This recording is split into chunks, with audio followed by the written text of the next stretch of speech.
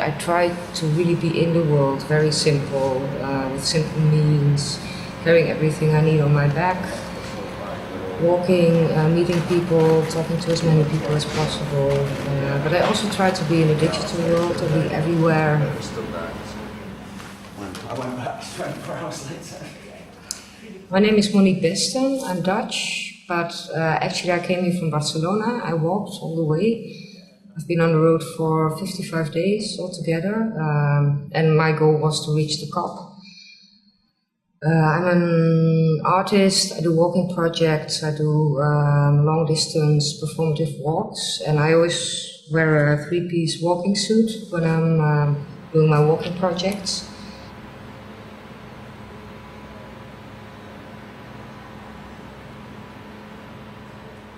Storytelling is very important for me, but also creating awareness, and you can do that in a really big way. But I think it's also very important to meet people and to talk. What I mean is, it's quite odd actually to bump into somebody like me on the road who is in a three-piece suit with a big backpack, and I've got everything, like my tent and my things. So people ask me what I'm doing. I tell them my story. Often there are specific questions. One question that is always asked is, are you afraid? Which is a very important question these days, the question of fear. Everybody's afraid, and I'm out on the road on my own as a woman, so people think, oh, you should be afraid. And then we talk about this or about other things. And then afterwards, I think what happens is that people go home or they go somewhere else, or often I'm in a cafe drinking coffee, and then all the locals start to talk together. So this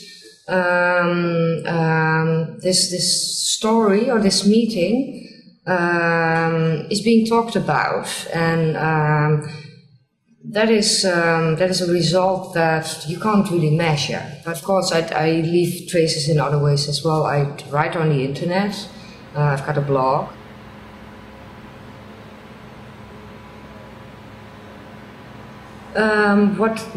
When I'm on the road, there are always a lot of things that impress me, a lot of things that are happening. In the walking, everything works out, and there also seems to be a lot of coincidences or synchronicity. Two things happen at the same time that magically connect. And I realized that is something that is actually present all the time. I think it's the same in planning. Like, you can plan a walk like this. You can think about, oh, I want to go here and there and there and there. And I do that a little bit, but for the rest I leave it open. And then you bump into things you otherwise wouldn't have seen.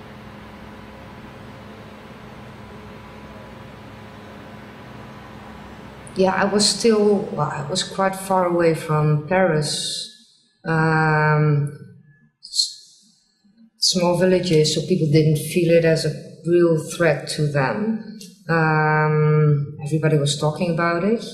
But I was quite surprised at the first village I came through, and I went to a bakery. There were quite some people, but I didn't hear anybody talking about it. I was at a cafe, drinking some coffee, and I was a bit upset, of course, because I read about these things. I also thought, does my walk really make sense? These big things are happening, and I'm doing such a small thing. Should I still be walking, and should I still be doing my things? And of course, you always have to continue doing what you think is important to do. But I arrived in a village, and I drank a coffee, and